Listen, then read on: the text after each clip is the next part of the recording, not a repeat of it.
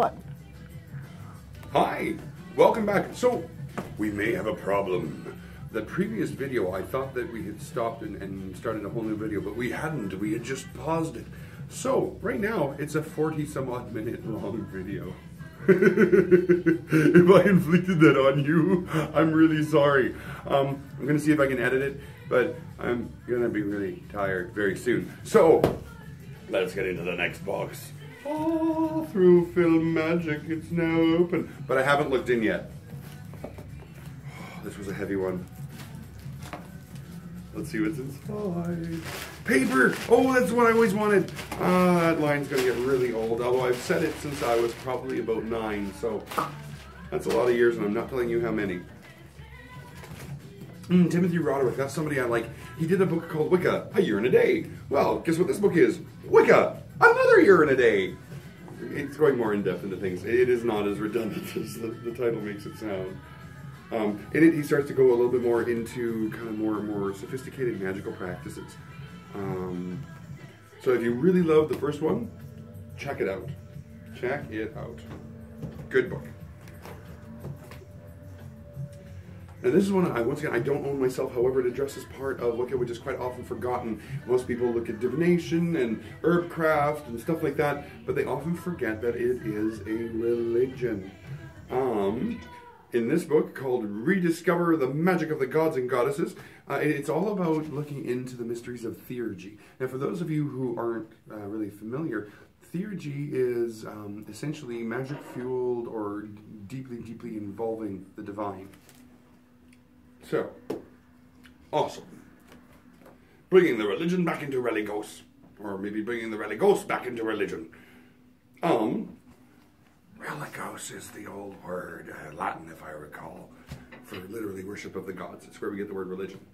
Now this is Silver Spells for Love. And I'm not, those of you who know me know that I'm not really huge on the idea of love potions and love spells, just because quite often the person of your whim is not the person of your will.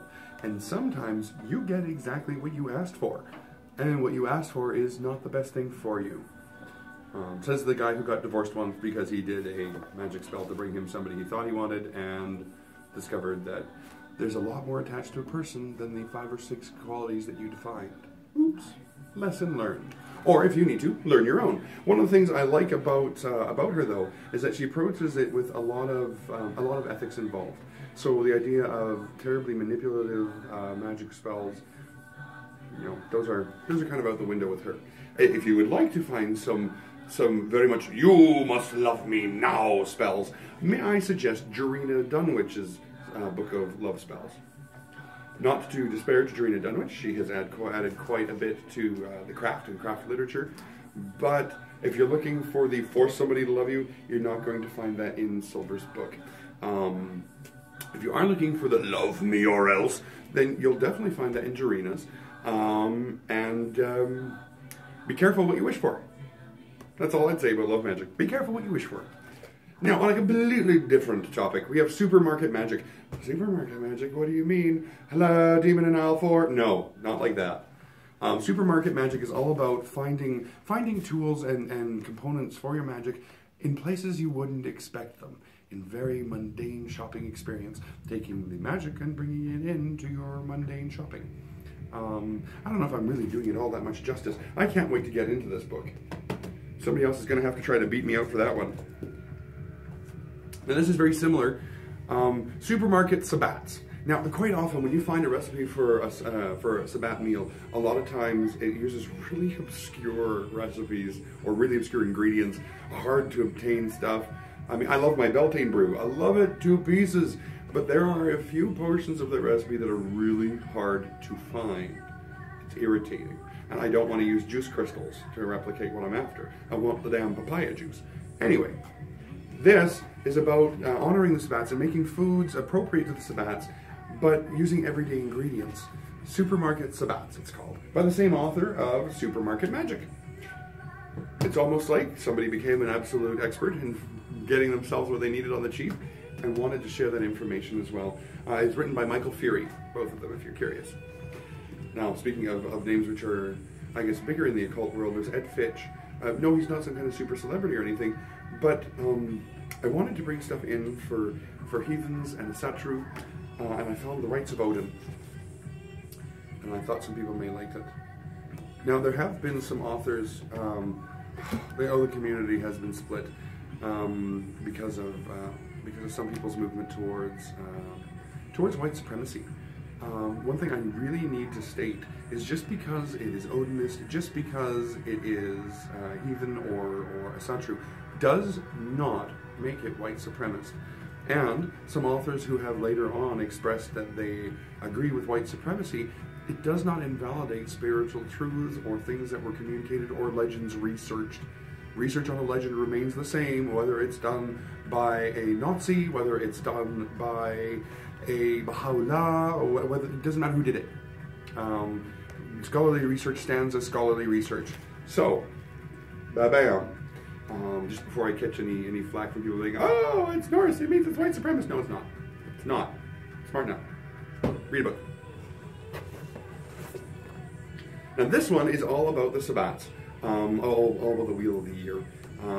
Rituals of celebration, honoring the seasons of life through the Wheel of the Year. The reason why I like to carry a bunch of different stuff on the Sabbats, by the way, is because Sabbats and the celebration thereof, just like celebration of anything, every family has their own traditions. And we all start to kind of devise our own traditions for Sabbats. And when you're reading one book, you may not like some of the examples that they give you.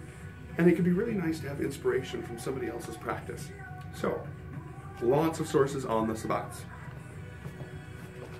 Now speaking of other people's ways of doing things, Raymond Buckland, he wrote, some of you may know him as Uncle Bucky from Raymond Buckland's Complete Guide to Witchcraft. That's kind of a big staple, and it's always been, at least for my entire magical career, it's always been around. He also wrote another book called Scottish Witchcraft and Magic. Very much like Reverend Gramassi, bringing a bit of his family's history and culture forward. We have this as well. It's lovely to look at different practices from different cultures.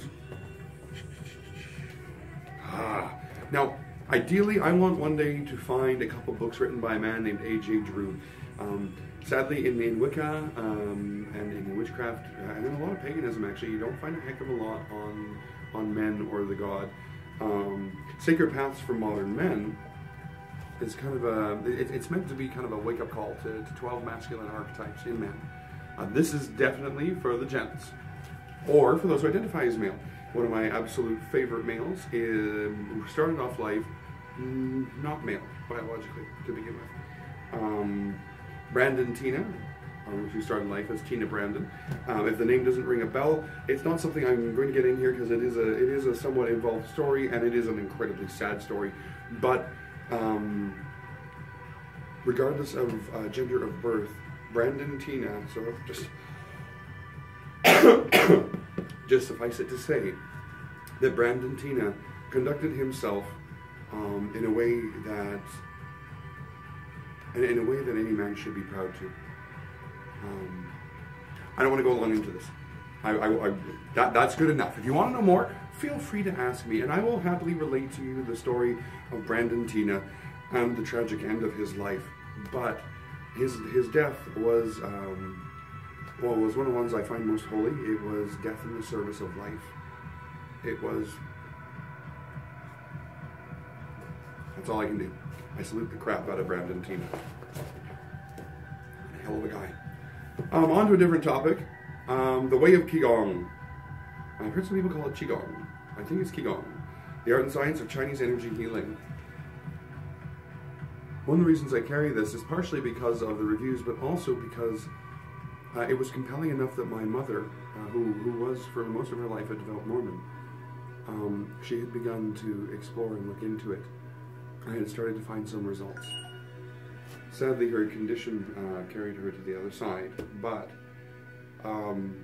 it's one that she took some strength and some help from, and I'd like to share it with others, because I know that she would have liked that. Crust and Crumb, master formulas for serious bread makers. I love bread, and in a lot of different traditions, there's a lot of kind of coming down after the ritual by eating breads or cakes. I thought this would be awesome. Dan, if nobody else buys it, I'm gonna buy it. Make me some of the best bread ever. Now, speaking of the Bible series, the Mythical Creatures Bible. Now, this is not going to be as in-depth as the Element Encyclopedia of Mythical Creatures, but if you're just getting into the subject or just really want something that isn't really terribly dense, this again will provide all sorts of pictures and some quick descriptors. They look usually about half a page per creature in most cases. Again, not terribly in-depth, but kind of comprehensive and very well presented. Now I have Everyday Moon Magic here in the store. Now we have Everyday Sun Magic. Catch some rays. Anyway, written again by Dorothy Morrison. It's Spells and Rituals for Radiant Living. That's her title. It's in Magic. A lot of times people will pay attention to the moon, but there's been a real kind of motion away from the sun itself. I mean, that may sound crazy. It's almost like people are discriminating against stellar bodies. Well, no, but it's kind of more people are in a way kind of avoiding energy, energy of usually a masculine variety. So awesome! I look forward to reading that one. I've heard great things about it. Now, for those of you who like astrology, I tried to have a bunch of different books on astrology. There's going to be a few more in these boxes. This one, though, I really like. The idea behind it is it's shamanic astrology. Instead of the 12 zodiac symbols that you're used to, or the Chinese zodiac that we've all encountered, usually on a placemat at least, this book looks into kind of shamanic animal totems. So, very cool. I look forward to seeing more about that as well. Now, some of the books we carry in our Defense Against the Dark Arts section could almost be called books on parapsychology. Wayward Spirits and Earthbound Souls is one of those books.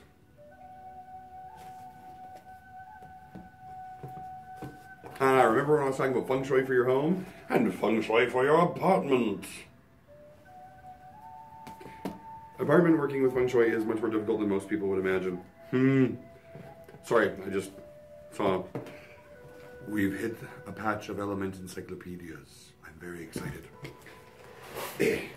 First, the Element Encyclopedia of Vampires. Now, this is actually one that I don't own in my own home. I don't have it in my own library yet. Given how incredibly impressed I have been with the Element Encyclopedia series, I can't wait to see this.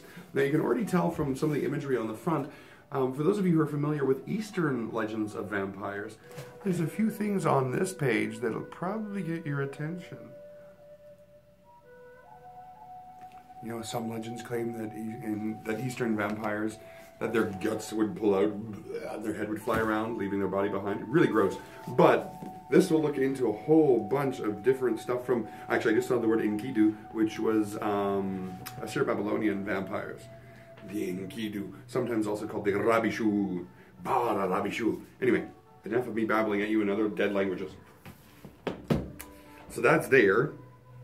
Oh, another Element Encyclopedia. Now, sadly, this isn't one of the hardcovers because I could not get it in hardcover, which made me very sad.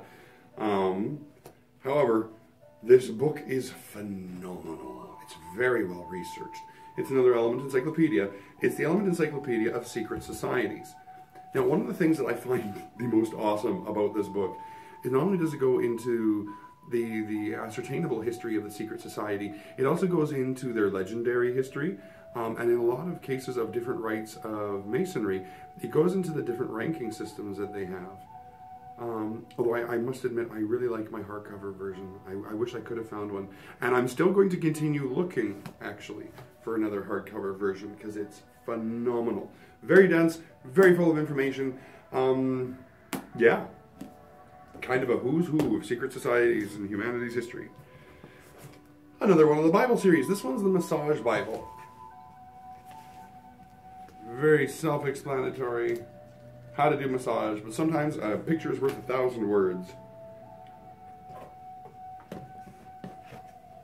Now, Christopher Pensack, he's a witch, but he doesn't just write kind of basic introductory books.